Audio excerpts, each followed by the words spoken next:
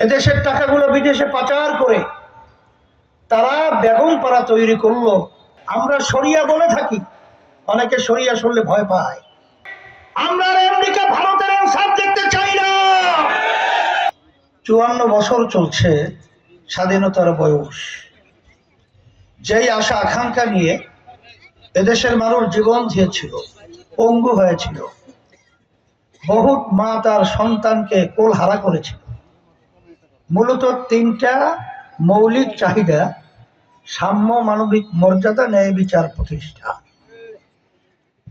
যাদের মাধ্যমে 54 বছর দেশ চলছিল, এদের মাধ্যমে আমরা একটাও তো পাই নাই। বরঞ্চ আমাদের এই সুন্দর দেশটা আজকে যখন আমরা আসতেছিলাম, তখন উপরে থাকা অবস্থায় বলছিল, হুজুর এই এলাকাটা এবং এই বাংলাদেশটা এত সুন্দর, যেটা অন্যান্য দুনিয়ার ভিতরে বিরল। যাদের মাধ্যমে দেশ পরিচালিত হয়েছিল, এদের মাধ্যমে এই দেশটা একবার দুইবার নয়, 5 বারের মতো এরা এই দেশটাকে চোরের দিক থেকে, দুর্নীতির দিক থেকে ফার্স্ট বানিয়ে আমাদের দেশ এবং দেশের মানুষকে কলঙ্কিত করেছে। এই সুন্দর দেশটা একবার দুইবার নয়, 5 বার চোরের দিক থেকে ফার্স্ট হলো তো হলোই।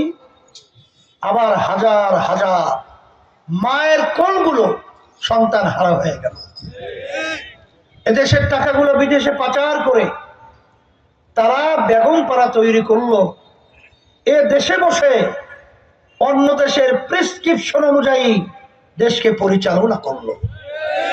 5ই আগস্ট 2024 গণ অভ্যুত্থানের পরে এখন সুন্দর একটা পরিবেশ তৈরি হয়েছে। আমার ভাইদেরকে, আমার মা বোনদেরকে, আমার মুরব্বীদেরকে, আমার সম্মানিত উলামায়ে কেরাম, ইমাম মুয়াজ্জিন সহ আমার যুবকদেরকে, ছাত্রদেরকে বলবো, আজকে 54 বছর পর্যন্ত আমরা বারবার সরকারের পরিবর্তন দেখেছি। আমরা ভোট দিয়েছি, যে আশা আকাঙ্ক্ষা লক্ষ্য উদ্দেশ্য নিয়ে, আসলে বাস্তবে আমরা সেই আশা বাস্তবায়িত দেখি নাই। এখন পরিবর্তনের জন্য একটাই নীতি আদর্শ, যেই নীতি আদর্শ হলো কাল জয়ী নীতি আদর্শের নাম হলো ইসলাম। আমরা শরিয়া বলে থাকি, অনেকে শরিয়া শুনলে ভয় পায়। শরিয়া ব্যাপারটা কি? ইসলাম মানেই শরিয়া। আমরা নামাজ পড়ি, এটা শরিয়া। রোজা রাখি, এটা শরিয়া। বারবার আমরা ভোট দিয়েছি। ভোট দিলে কেউ ধনীও হয় না, গরিব হয় না, কিন্তু ভোটের মাধ্যমে এই দেশের চিত্র পরিবর্তন হয়।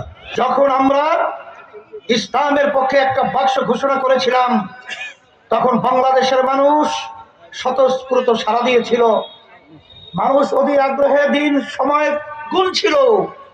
কিন্তু দুঃখ সহকারে বলতে হয়, যখন এই অবস্থা দেখেছিল, তখন ইসলামের পরিবর্তে ওরা ক্ষমতা, স্বার্থান্বেষী মহল আজকে নতুন ভাবে আবার আমেরিকার সাথে গোপনে বৈঠক করে, ভারতের সাথে গোপনে বৈঠক করে,